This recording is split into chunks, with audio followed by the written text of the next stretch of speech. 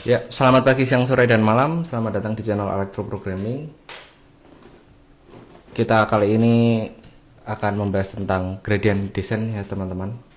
Di sini adalah istilahnya apa ya, fundamental dari proses pembelajaran mesin ya, entah itu machine learning atau deep learning gitu, neural network dan lain-lain. Ini ketika saya belajar tentang AI gitu, ini menjadi salah satu materi yang harus dipelajari pertama kali gitu, karena basic dari pembelajaran mesin itu sendiri adalah gradient descent itu ya. Ya ada banyak yang lain, tapi ini salah satu yang membuat saya paham gitu tentang bagaimana proses mesin itu belajar terhadap satu data. Nah, di sini kita langsung aja ke gradient descent gitu ya. Jadi gradient descent kita akan membahas tentang cara kerjanya dan aplikasinya gitu. Kita pernah lihat gradient descent itu ya gradient gitu, yang dia itu bentuknya seperti ini, kemudian ada titik-titik gitu. Itu apa gitu ya? Mungkin saya pernah membahas gradient descent juga di video-video sebelumnya gitu, tapi mungkin tidak terlalu detail ya. Nah, ini saya akan coba spesifik ke gradient descent-nya. Kita pahami dulu apa itu gradient descent. Jadi gradient descent adalah suatu algoritma optimasi ya, metode algoritma untuk optimasi gitu. Gunanya menentukan nilai minimum pada fungsi cost function gitu, yang terdapat pada proses pembelajaran ya, pembelajaran mesin terhadap data itu, supaya outputnya adalah suatu model atau suatu fungsi baru gitu ya, karena model itu kan isinya sebenarnya fungsi juga gitu, yang kompleks. Kemudian menghasilkan itu ya, supaya menghasilkan model dengan data. Sebentar, ini kayaknya kurang. Supaya menghasilkan model yang fit ya, maksudnya ya, yang fit dengan data. Fit di sini artinya fit ya, kan kita ngefitting suatu data terhadap suatu garis misal. Jadi fit gitu ya maksudnya. Oke. Nah, ada beberapa komponen yang harus kita pahami dan akan kita pakai gitu. Beberapa komponen tersebut itu saya rangkum gitu ya, menjadi 3, yaitu pertama cost function teman-teman. Cost function. Kedua partial derivative proses ya ini ya. Ketiga update bobot proses juga. Jadi yang pertama itu cost function. Apa itu cost function? Cost function itu suatu fungsi yang digunakan untuk meminimalkan error. Nah, jadi begini. Kita ke sini. Kita jangan lihat yang kanan dulu ya. Kita lihat ada data titik-titik-titik. Ini kita membahas linear regresi ya. Berarti garis lurus yang linear gitu. Sehingga ada suatu garis gitu. Nah, ketika kita katakanlah garisnya dari titik sini lurus ke sini gitu. Nah, itu pasti akan ada error di setiap datanya gitu kan teman-teman. Nah, data itu harus dihitung errornya gitu, supaya bisa diperbaiki gitu. Oke. Nah, untuk menghitung errornya berarti kan setiap titik ini dihitung terhadap garis di titik tersebut gitu kan, sehingga errornya berapa, kemudian kita bisa masukkan itu sebagai cost function gitu. Nah, cost function di sini ada banyak, seperti mean square error, mean average MAE itu ya, mean average error, dan macam-macam gitu. Nah, itu cost function gitu, errornya ya, tapi semuanya ya, keseluruhan. Jadi ada sumnya, nanti kita bahas selanjutnya nanti ya. Kemudian ada partial derivative yang akan digunakan untuk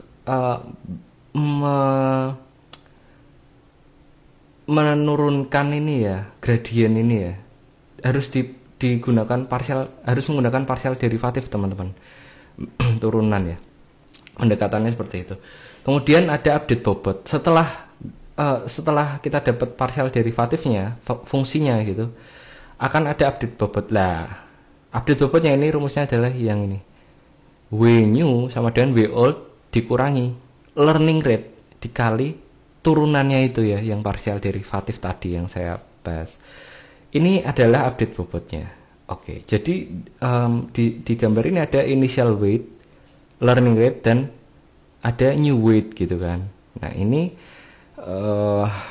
grafik gradient descent-nya, weight terhadap loss ya, terhadap cost function-nya itu maksudnya. Ada yang bilang loss function juga, tapi saya tulisnya cost function ya. Nah di sini adalah minimum point of cost function. Ini yang dicari gitu. Kita mencari global minimumnya gitu, bukan lokal minimumnya, tapi global minimumnya. Oke, itu yang dipahami tentang gradient descent pertama. Kemudian how it works-nya. Kita tadi membahas ada garis garis linear regression ya, lurus gitu ya. Lurus. Oke, mungkin saya bisa gambar garisnya di sini. Ini ya. Misal gini. Misal garisnya gini nih. Nah. Oke. Nah, ini kan ada error nih, teman-teman. Ini terhadap ini. Ini sampai atas ya. Ini terhadap ini terhadap ini kan ada errornya nih. Errornya gede nih. Errornya gede.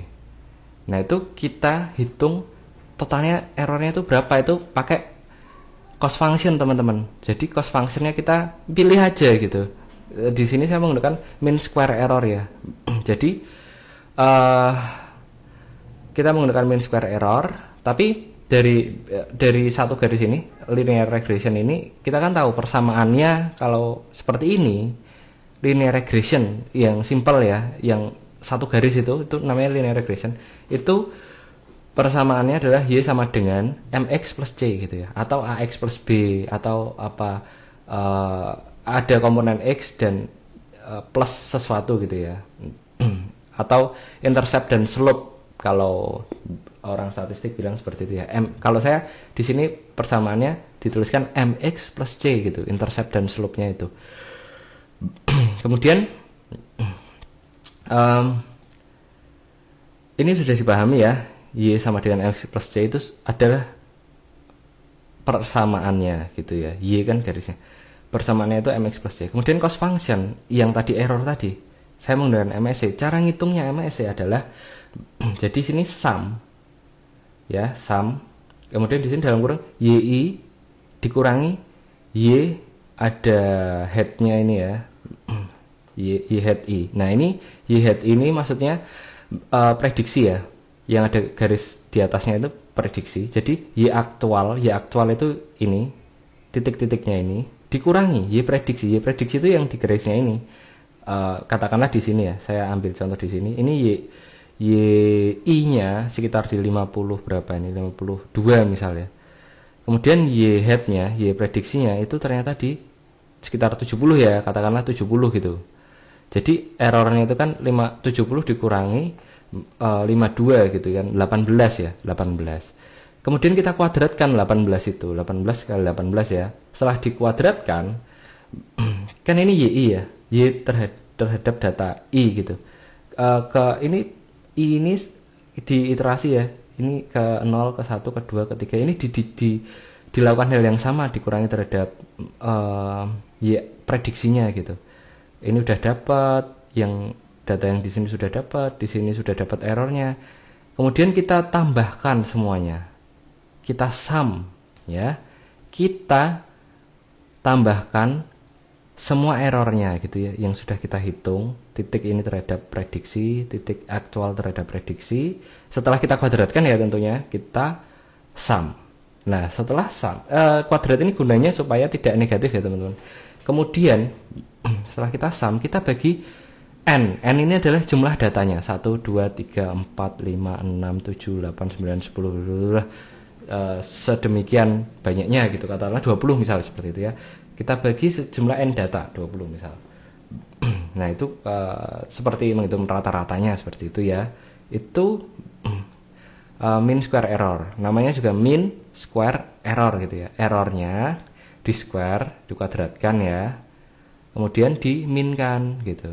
Nah di rata-rata gitu. Jadi error yang dikuadratkan di rata-rata, rata-rata dari error yang dikuadratkan gitu. Bahasa Indonesianya itu seperti itu, sebuah rata-rata yang uh, dikuadratkan errornya gitu ya. Oke, kita ke bawahnya. Di sini persamaannya diganti gitu.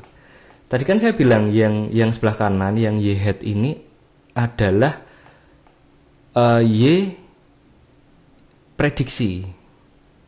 Nah, y prediksi itu ya di persamaan ya, y sama dengan mx plus c ya. Maka kita bisa ganti yang y ini kita ganti mx plus c. Nah, di sini mx plus c ya.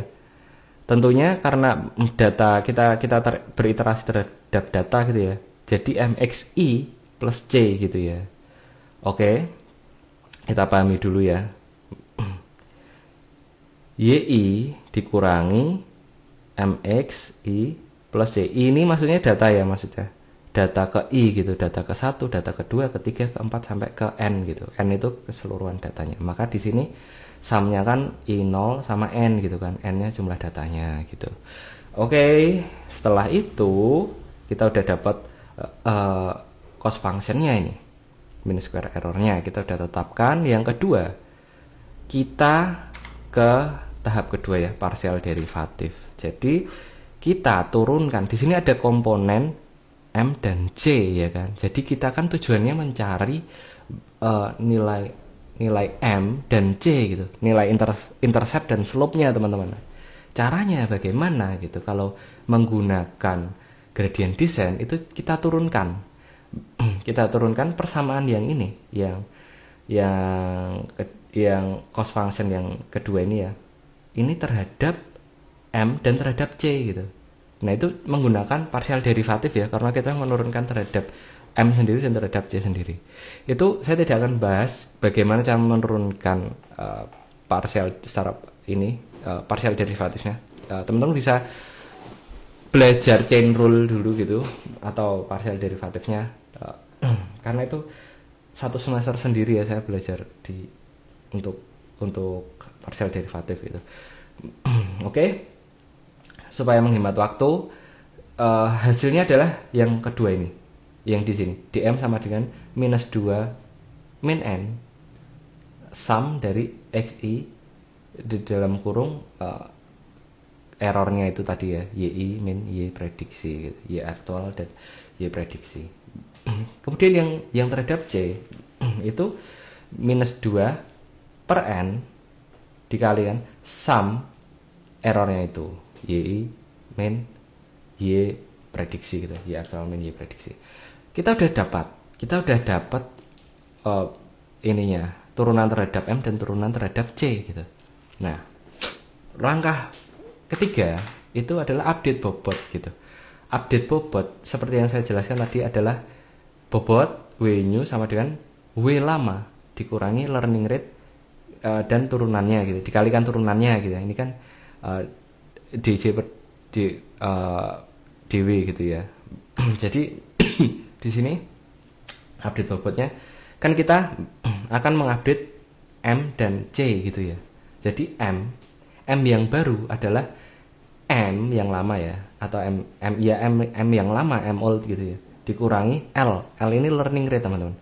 Learning rate dikalikan dengan dm itu turunannya itu tadi. Kemudian yang c sama, c dikurangi c yang baru adalah c yang lama dikurangi learning rate dikali dj itu turunan terhadap c tadi ya, turunan dari cost function MSC terhadap c gitu. Oke. Nah, visualisasinya itu bagaimana gitu. Anggaplah saya ada visualisasinya di sini. Saya mengambil sumber dari sini ya.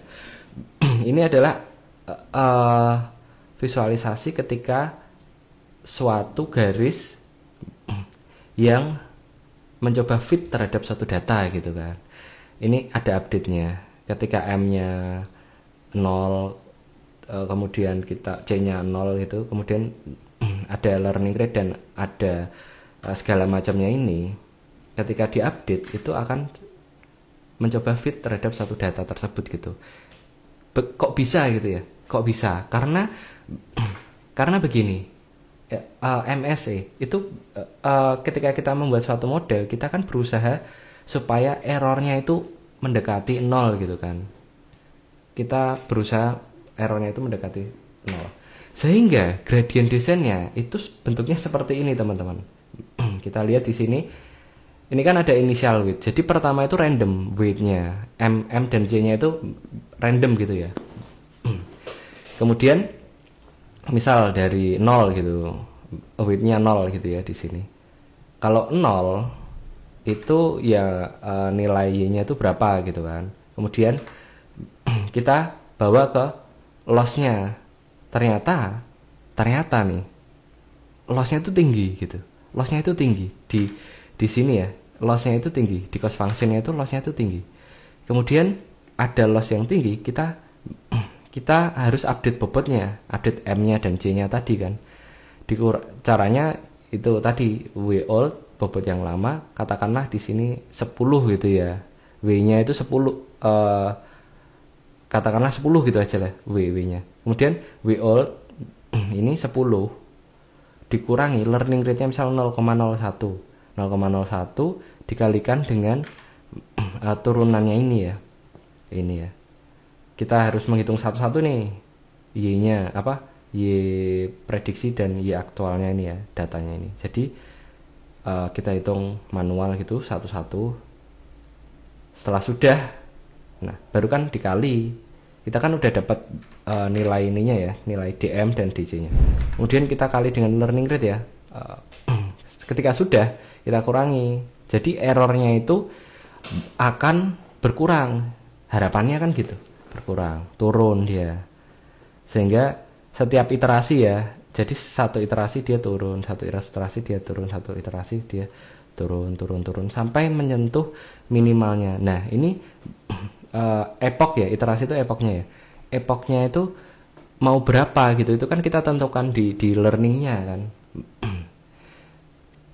Jika learning rate-nya kecil, maka dia perjalanannya itu akan kecil, mungkin setengahnya misal gitu, atau lebih kecil lagi seperempatnya gitu, semakin kecil gitu. Tapi itu akan menghindari dari fenomena lokal minimum yang kita harus hindari gitu, karena kita mencapai global minimum tujuannya.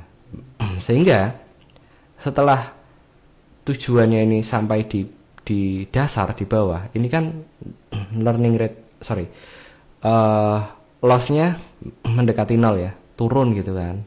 Nah, mendekat itu tandanya adalah mana tadi visualisasinya. Nah, ini ya. Nah, ini ketika agak fit gini, nah ini errornya udah mulai turun sehingga dia kecil-kecil tuh perpindahannya. Sehingga udah fit gitu ya. Nah, dan menghasilkan M dan C sedemikian rupa. 1,4 sekian dan 0,0295 tadi ya, atau 90. Itu menjadi suatu model. Jadi katakanlah M-nya itu 1,47 sekian ya, sama 14,7 sama 0,029 ya tadi ya. Nah, di sini 1,47 dikalikan X plus 0,029 gitu. Itu adalah model yang kita hasilkan gitu ya. Jadi Y sama dengan 1,47 dikalikan X plus 0,029. Nah, X-nya itu yang akan kita menjadi data ya. Jadi kita memprediksi di sini datanya nanti berapa? 25 gitu. Yaitu X-nya gitu. Jadi kita masukkan 1,47 gitu dikalikan 25 plus 0,029 gitu. Nah, sehingga keluar Y prediksi gitu ya. Itu yang akan kita gunakan untuk prediksi. Nah, kalau di sini tentunya Y prediksinya ke arah 70 ke atas misalnya. 70 ke atas ini. 75 misal gitu ya. Jadi dia akan 75 ya. Berarti 1,47 tadi dikalikan 75 plus 0,029. Hasilnya pasti di sini ya, di daerah atas ini ya. Di daerah 100 ke atas ya. Itu. Kalau nggak percaya silahkan hitung sendiri gitu ya. 75 dikalikan 1,4 sekian gitu. Plus 0,029. Oke. Itu teman-teman. Jadi visualisasi gradient descent, oke, bagaimana suatu model itu fit terhadap suatu data gitu ya. Bagaimana proses update bobot itu terjadi, bagaimana proses sebuah persamaan terbentuk gitu, persamaan yang sederhana ini ya, mx plus c gitu, sehingga menjadi suatu model baru gitu. Dan kenapa tadi saya bilang ini dasar dari pembelajaran yang selanjutnya seperti neural network gitu, itu kan juga sama. Kalau neural network itu kan WI kali XI plus B gitu ya, B nya kan bias, itu kan sama aja dengan MX plus X sebenarnya kan. Jadi persamaannya sebenarnya sama gitu, tapi ada banyak gitu kan. Nah itu yang mendasari kenapa linear regression itu menjadi pembelajaran yang pertama kali disuguhkan ketika kita belajar tentang AI ya gitu. Karena ya kita memahami ini konsep seperti ini dulu gitu ya, gradient descent, update bobot, dan proses-proses persamaan, ada MSE dan lain-lainnya. Begitu juga ketika kita sedang mentraining atau melatih sebuah data citra gitu ya, itu juga walaupun ada konvolusi dan lain-lain, tapi ketika masuk di neural networknya itu kan persamaannya juga WI kali XI plus B gitu ya, plus ya ada activation function dan lain-lain dan sebagainya gitu ya, nanti ada backpropnya. Nah di backpropagationnya itulah yang terjadi update bobotnya kalau di neural network seperti itu. Tapi ini kita bahas gradient descent pada linear regression ya. Jadi seperti ini teman-teman. Oke, terima kasih. Semoga dipahami teman-teman. Mungkin nextnya kita akan mencoba bagaimana pengaplikasiannya ya dari rumus ini. Oke, terima kasih. Selamat mencoba dan sampai jumpa.